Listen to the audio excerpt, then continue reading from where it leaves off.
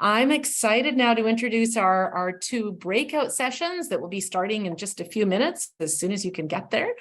Our second breakout session will be moderated by Sharon Wong, Holland Bloorview's Director of Commercialization, and it will focus on how therapy can be gamified to help kids reach their therapy goals while they're also having fun.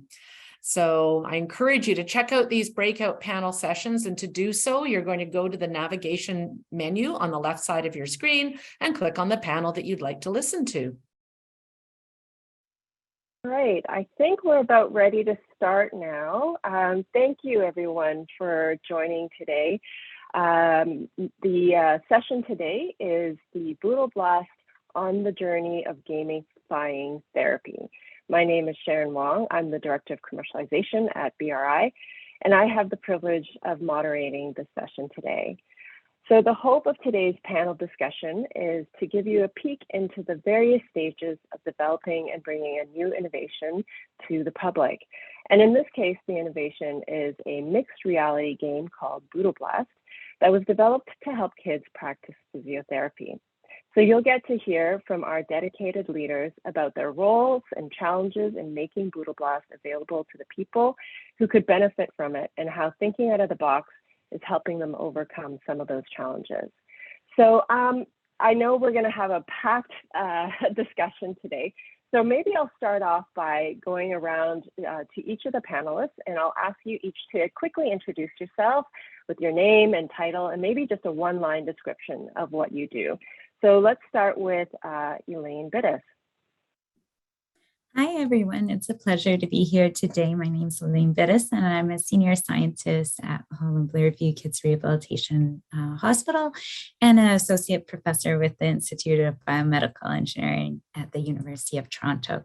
So I'm an engineer by training, and my role is really to solve problems, not to necessarily know what the problems are, but to listen, find out what the problems are from families and clinicians, and then try to come up with technological solutions where they fit. And that's awesome. Thank you. Thanks, Elaine. And I'd love to sort of circle back into that point you made about solving problems, not finding them and making up the problems. So let's go on to Daniela. Hi, everybody. Good morning. My name is Daniela, and I'm a physiotherapist. And I'm also doing my PhD with Elaine around how a video game like Bootle-Blast can help for home interventions using video games. So that's the little piece of me, and I'm very happy to be here today. Thanks, Daniela. And then Gavin. Hi, everybody. My name is Gavin Brower. Thanks for joining us today. I am the CEO of Pearl Interactives, and my job is to launch the business and get this amazing technology that was created at Holland Bloorview out into the world so that kids' lives can be improved by it. Great, thanks, Gavin. And last but certainly not least, Iveta. Good morning, everyone.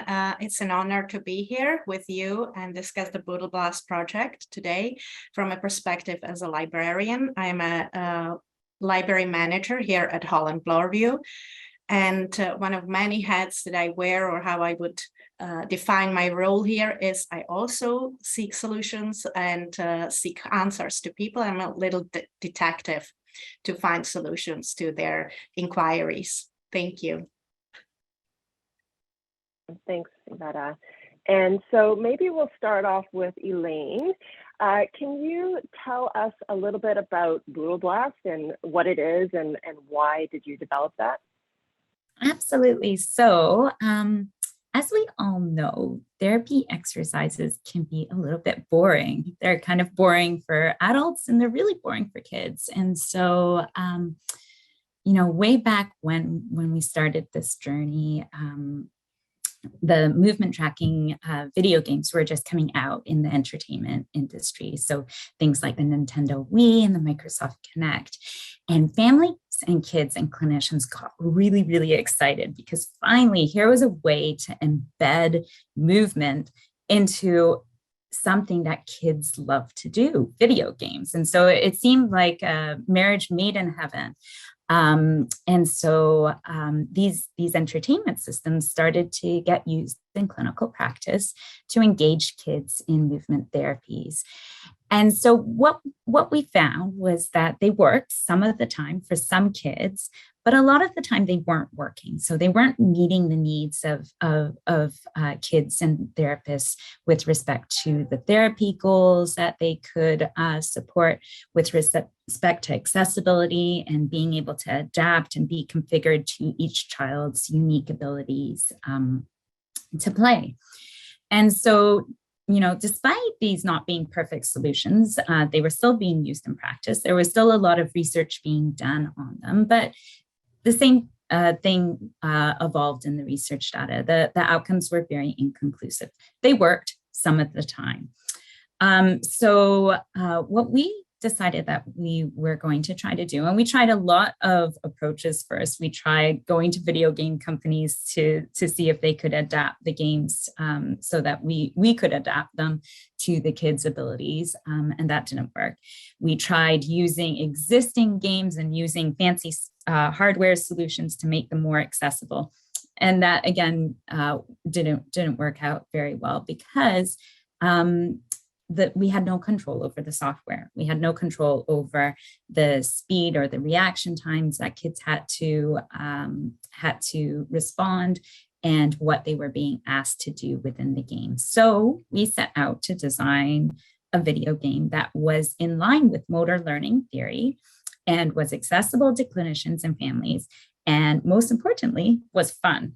And so what we came up with is Bootle-Blast, and I'm going to ask Annie to cue the video now, which will give you a little demo of Bootle-Blast.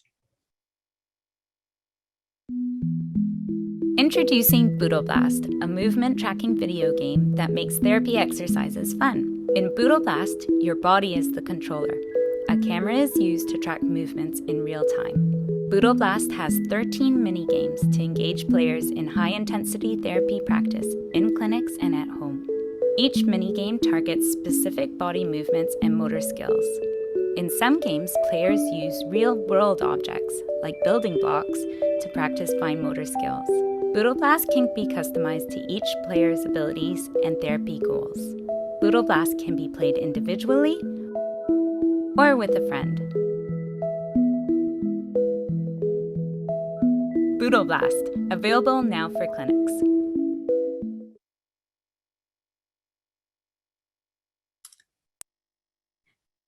Awesome. Thank you so much, Elaine.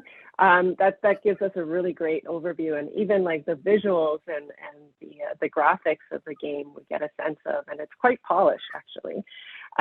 So I wanted to sort of circle back to your opening remarks when you're describing yourself as a solver of problems, not actually finding creating the problems yourself or finding the problems yourself, because earlier on today in the symposium, we spent some time in another panel discussion talking about really centering research around the needs of our families and clients. Can you talk a little bit about that co-creation process that you went through as a researcher, and then perhaps just as an add-on, some of the challenges and gaps that you found because of that? Absolutely. So I have a confession. I don't play video games at all. I'm not a video gamer whatsoever. And so, I never really imagined that so much of my career would be focused on creating video games. But like I said, way back when we started off on this trajectory, it was really about listening to families and kids and about what they wanted and how they wanted to reimagine how therapies were created. And so in starting this process, we actually didn't start with the design of Bootle-Blast. We didn't dive right into that. Where we started was the development of a virtual reality therapy suite at Holland Bloorview. And so in creating this suite of technologies, We sort of got everything that was available on the market, both in terms of entertainment devices, as well as some of the rehabilitation specific systems that were being designed for adults.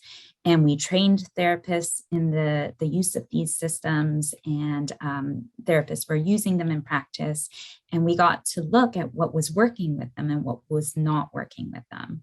And that was a huge part of the learning. We also had a day where we brought together 20 therapists to talk about their needs and priorities and what they wanted with respect to a video game system for kids' therapies. And then we went out and started to work with game developers.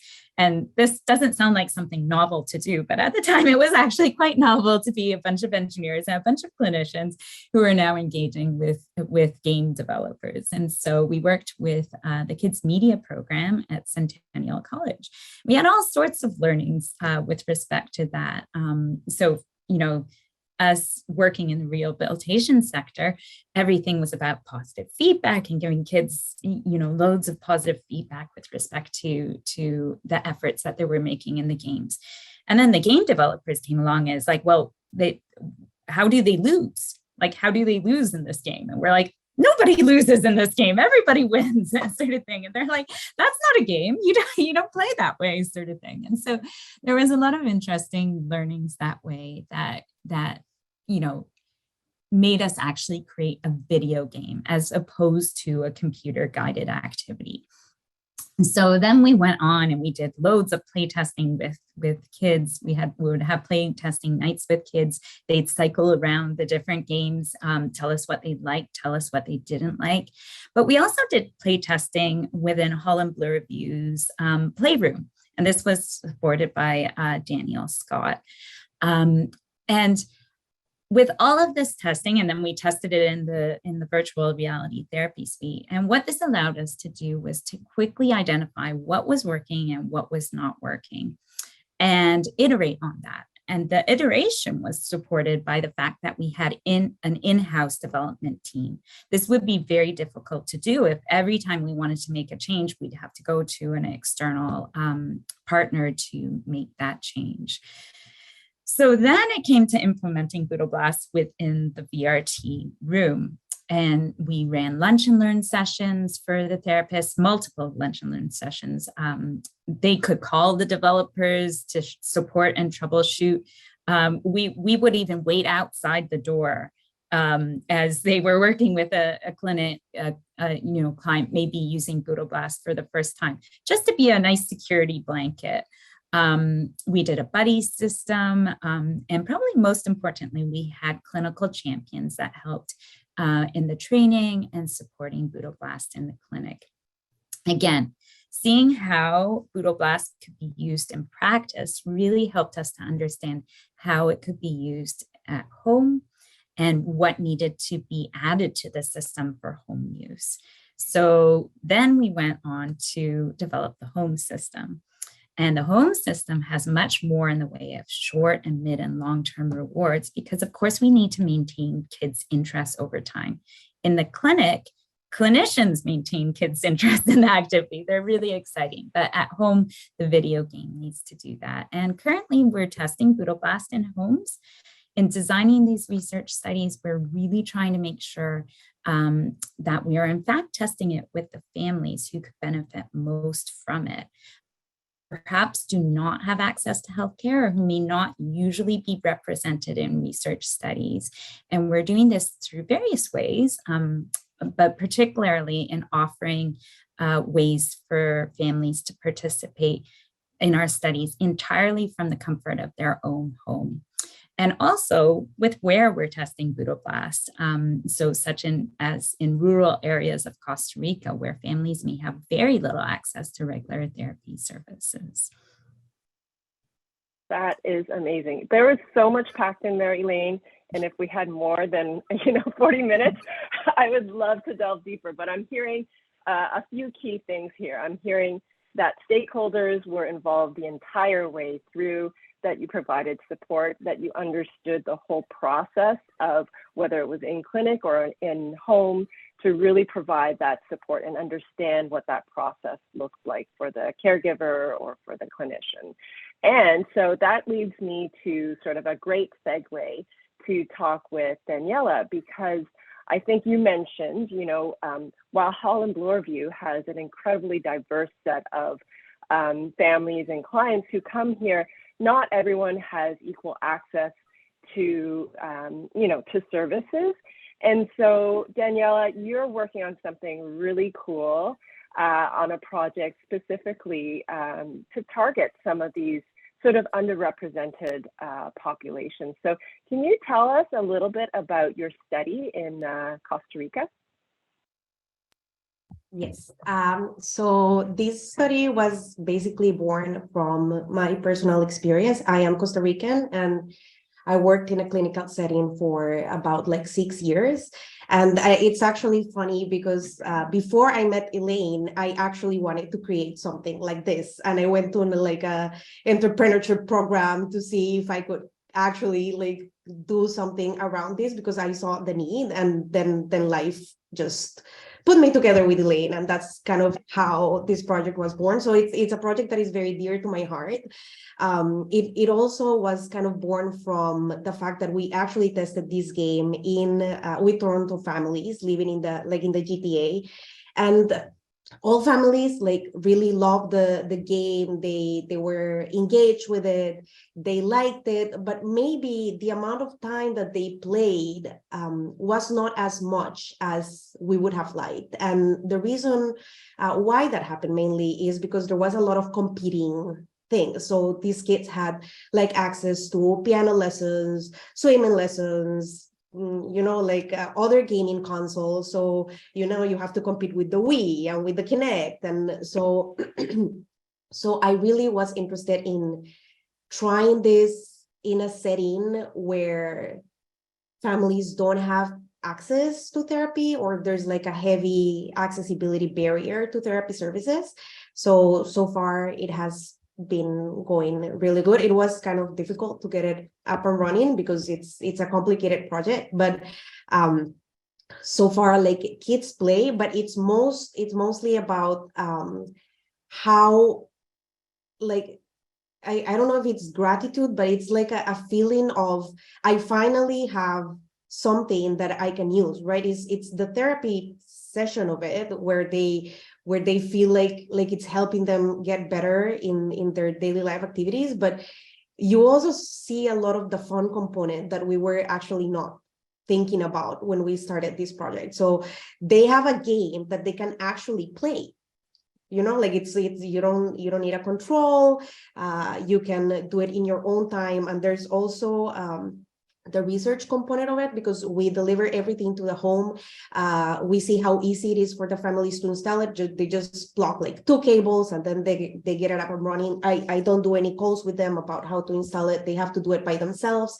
And even like the most limited families in terms of resources have been able to do it, and all the kids have enjoyed it. There's like very little technical issues, and it has been a challenge because they're in a completely different country, right? With they don't even speak the same languages. And then when there's like a technological issue that arises, we don't have a team there. That it's like we don't have an Ashmal basically who is the person that fixes everything. So I don't have him there. He's here, and then we have to try to figure how that works. But I think it's really like the first building blocks to really make it a reality. This is a game that actually can be distributed into the world. Can this be used for other people outside the Holland Bloorview? And I chose Costa Rica because it's my personal experience and my country, and I knew what I was getting into.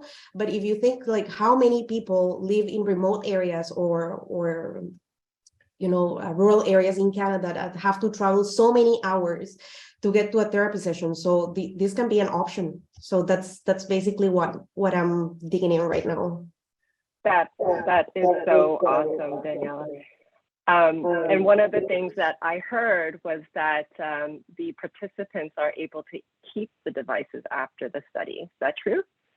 Yeah, so this was so the Costa Rican research works differently. So we are actually not allowed to pay participants. This is something that it's kind of like stated in the country, but talking with Elaine and then with the commercialization team, we decided that maybe a way to give back to them was to give them the choice if they wanted to keep the device. And so far, like I have 15 families, and so far I don't have anybody that has told me like, no, you know what, I don't really like like not everything is perfect. We have all kind of families. We have families that absolutely loved it, and we have a couple families that were like, yeah, it was okay, but they still choose to keep it. They still choose to have it as an option. It was a value. Right? Yeah, Absolutely. Awesome. So I have more questions for you, but I'm gonna try and spread the questions around, and if we have time, I'll double back to you, Daniela. Sounds good. Thank you, Sharon. Next I wanted to thanks, Daniela. So next I wanted to talk a bit with Gavin in commercialization. So Pearl Interactives, can you tell us what Pearl Interactives is and why it was started? Because there's Pearl Labs and then there's Pearl Interactive. So I just want to clarify the difference between those two. Let's start off with there, and then I'll have a follow-up question. So Pearl Labs is the research lab that exists within the hospital, whereas Pearl Interactives is a for-profit company that exists as an entity outside of the hospital. And the reason for that is if you think about a startup versus a hospital, at hospitals, you kind of want an environment where it's very stable, risk averse, and those are kind of the priorities. Whereas when you're launching a new business, you need it to be more entrepreneurial, the ability to take more risk, and the ability to move fast. And so Pearl Interactives company was created so we can balance the needs of both institutions. That's great. Thanks, Gavin. And I know Bootle-Blast is not the only product coming out of Pearl Labs. So this is a great opportunity for Pearl Interactive to sort of commercialize more than just one and have a whole portfolio of products to get out there, right? So, so Gavin, my next question for you is, I was wondering if you could share some of your the challenges or difficulties of getting a business off the ground. I'm sure there are many as an entrepreneur, but I wanted to sort of tie in that one of those challenges and how you came up with a really great idea of using libraries. And so without giving too much away, I was wondering if you could talk about how sort of your out-of-the-box thinking addressed some of these challenges. So with any startup, the hardest thing to do is to connect your solution to the customer. And that has to happen both psychologically, so helping customers to understand what you have to offer in a way that works for them. The other piece of that is connecting to the customer physically or in the online world through the internet, but it's creating that getting your product actually to the customer. And I was, the way the library idea came to me was Sunday morning, I was with my daughters at swimming lessons. And there was a young lady there who looked to be in young 20s who looked like this would have been the type of person when she was a kid who would have been perfect for, Bootle-Blast would have been the perfect solution for her. And I was sitting there kind of watching my kids swim, watching this young lady, and I was thinking, where would she have found things like Bootle-Blast when she was a kid? It would be really cool if we were in community centers, for example. And so I started thinking about community centers, and I'm like, well, they don't really lend stuff out, so that's not going to work. The community center that I was in obviously is attached to a library, and something clicked in my brain where I remembered that my local library lends out things like GoPros and other kinds of fun devices that people like to borrow. I'm like, we got to get into libraries because that's where we can connect to the kid, and libraries have the ability to lend things to family and get it back in a way that works for everybody. That's amazing, Gavin. And it ties in so nicely with Daniela's project, because Daniela's bringing research right to those rural areas, to those families who don't have access to or easy access to taking part in research or getting access to physical therapy. And you're bringing products, develop products to people who may not have access, whether it's through financial means or from timing purposes, but you're bringing it closer to them to make it easier. So that's great. Okay, so we have a couple minutes, so I'm going to double back now to, oh, actually, no, I can't forget. Maybe I'll go back to Iveta now, so that there's like a clear line here of progression. So Iveta, you're the manager at the Holland Bloorview Library. And can you tell us how you got involved in this and what your role as how you see your role as a librarian playing in something like this? Thank you very much, Sharon. And what a beautiful segue to what Gavin was saying, and also to what Daniela was saying, because like with Daniela, I was also looking for some kind of, if you will, renaissance of the library services, library offerings in this almost post-pandemic world.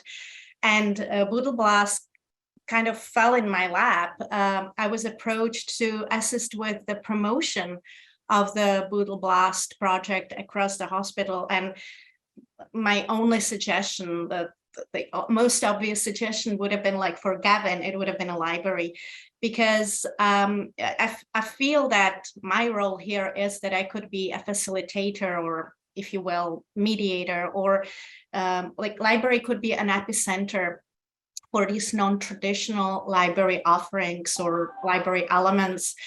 And really, we should be libraries nowadays, even health science, specialized libraries, health sciences libraries should be looking at these revamping of device or tool lending libraries projects in the future. And it's not a novel idea. We know that it started in the United States in the 1940s, and it kind of rescinded.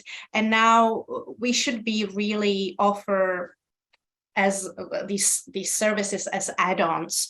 So not only it's a new way to engage with our clients, I've seen an amazing collaboration and partnerships and an amazing influx of new patrons to the library, parents with children that they didn't even know that we had a library here, and the library is there for them, actually. I help them with their primary searching, primary resources, literature searching, looking for books. And Bootle-Blast has enabled me to kind of expand on this and allure them, if you will, to the library space. So this is not only like the primary role here would be the engagement with our clients, and also we have clients staying at the hospital, and what a lovely space to come to the library and use it as a kind of a break from their wards and stay, give them a little bit of break of out of their misery here, and be, if not even help them in their treatment, but distract them from whatever they are going through. And Bootle-Blast is not only an educational aspect, but it's also a mobile aspect. So it helps them a little bit with their moving around. So that's how I see it. It's a complete collaboration and partnership and engagement with our clients, and they are our primary stakeholders. We wouldn't be here without them. Yeah, that's so true. So I heard two really, really important two messages there. The first is like this is really a natural evolution for libraries, right? We had this discussion earlier where libraries are no longer just paper and books and hard copy books, but you need to move to digital and beyond digital to really stay relevant to today's communities. And then the other interesting fact that you mentioned is that synergistic relationship with your clients and with the researchers, because you're really helping each other. At the end of the day, you're helping promote research. Research is helping promote your value add as a library. And so that's really great to hear how you were able to get involved in, from research to commercialization and support that whole process. Okay, so we've got a couple more minutes. So I'd love to double back to Daniela. You talked about all this amazing research that you're doing in Costa Rica. I was wondering if there's any learning, because people may be thinking, well, what does Costa Rica have anything to do with Canada, right? So what learnings are you able to apply from there to, our population in Canada, as well as within Holland-Bloorview? And then I would love if you could give like a super quick example of the impact that you've had, maybe a case with some of the kids there that you're working with, to just sort of share on a more humanistic level what Bootle-Blast can mean for a child.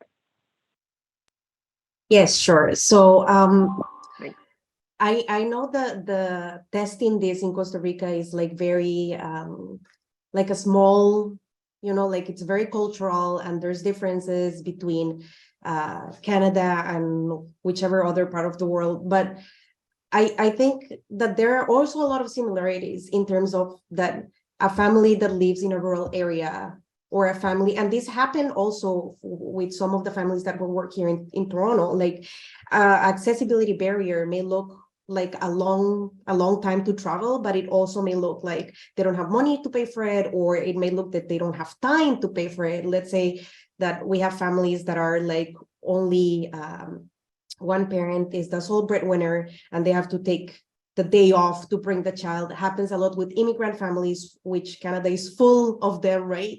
We also saw that in our Toronto study.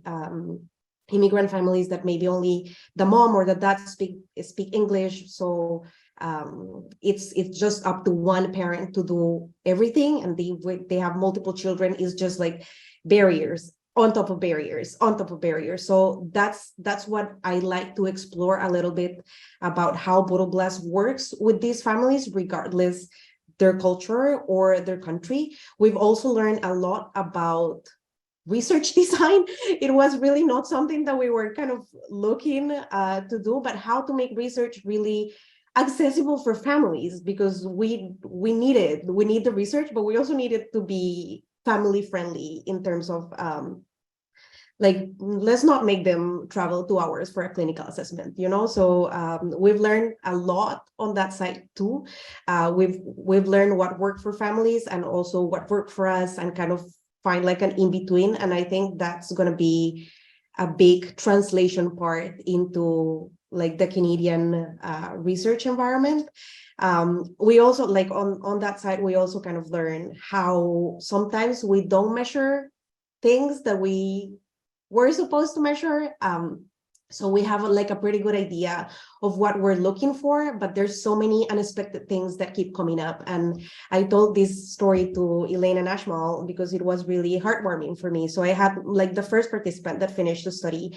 One of his goals was to improve how to button up his shirt, and he couldn't do it. And he couldn't do even one button. And this was really important for mom because she had twins, and it was almost impossible to get them ready for school in time.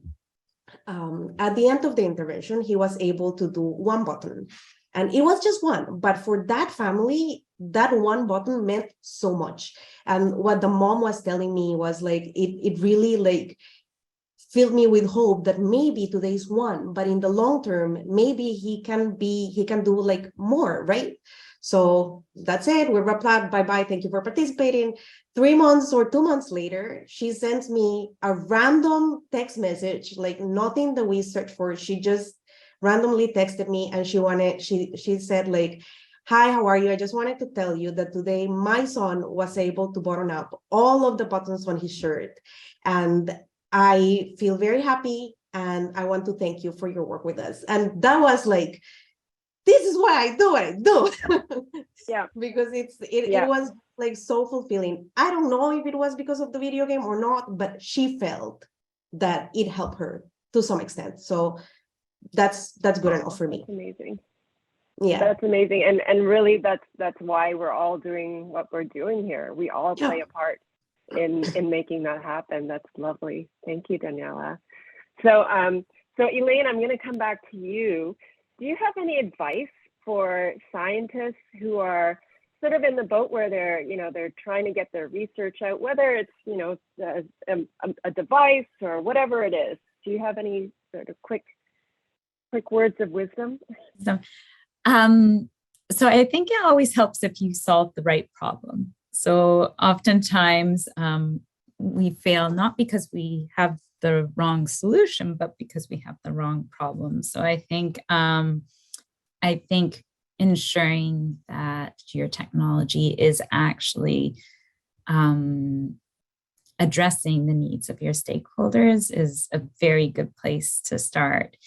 And then after that, you just have to be really, really, really stubborn. So I think you just have to keep going and going and going and taking opportunities where they come and listening and being agile and ready to so maintaining the course, but while also always reassessing to ensure that you are still on the right course. And so I think that, partnering with industry early on is absolutely essential because, in the hospital or research environment, we don't really have that capacity for that huge widespread impact, but also finding an industry partner that has the same values and the same dream to create a positive impact. That's great. Thank you, Elaine. Okay, so I'll go to Iveta and then Gavin, I have one last question for you. So for Iveta, I want to give you a chance to plug the Holland Bloorview Library. So, you talked about your role as a supporter for researchers, but also at the end of the day, your clients are our families, right? So I just wanted to give you the opportunity to talk about some of the services that the library offers for our families as well as for our researchers, because I'm going to admit this openly to all the people here that I've been at Holland Bloorview for 5.5 years, but I was not aware of the incredible breadth of services from the library until Iveta made that known to me. So I'd love for you to be able to say a couple words. Thank you, Sharon. I see a library as a platform of providing new services. We are obviously traditionally custodians of books or print journals, whatever, hard copies. Later in the 21st century, we are also gatekeepers of information, virtual information. But really, in the future, for the libraries not to only survive but to thrive, we need to do a little bit more. We need to add on. So I am very thrilled to see a lot of promotional projects and collaborative projects that I've been working on since I started here. And it amazes me how many people, even our internal stakeholders, staff, don't know about what we can offer here, ranging from basic non-comprehensive literature searching to projects like Bootle-Blast. I have been involved in many other projects since I started here because of I see what my vision is to explore and expand on these library offerings. And really, by having projects such Bootle-Blast here, it's and attracting more patrons to the library, attracting more clients and parents here. It has increased our literature searching service, and that way I have parents now asking me about the diagnosis of for their children, and the way I help them is that I retrieve that information for them, print those articles, if you will, if it is the articles or books, and they actually bring those literature search inquiries to their pediatricians and discuss it further. So that's such a huge step up to help them with whatever they are going through with their children. So it's a great bonus for, and fundamentally what we are here for. I mean, oh, that's awesome. Thank you so much. I think what I'm getting there is just by you providing that accessible information, you're really empowering families. They're able to advocate for themselves. There's there's more confidence to get what they need. Okay, so we've got 1 minute left. Gavin, very quickly, where can people get more information about Bootle-Blast if they want to try it in their clinic or try it at home? Can you just speak to that quickly? So, 1 minute. Okay, go to our website, pearlinteractives.com. You can also email me at gavin@pearlinteractives.com. So through our website is a great way to do it. I'm on LinkedIn. If anybody else is on LinkedIn and wants to connect with me directly, please do. But just reach out to us directly or to Holland Blair View, and we'll get you what you need. Awesome. Thank you so much. And look, we made it. It's 11:40. That was the time I was told we're going to be cut off. So thank you everybody for joining. We really had a great discussion. And please reach out if you have any questions to any of our panelists. I'm sure they'd be more than happy to answer any follow-up questions.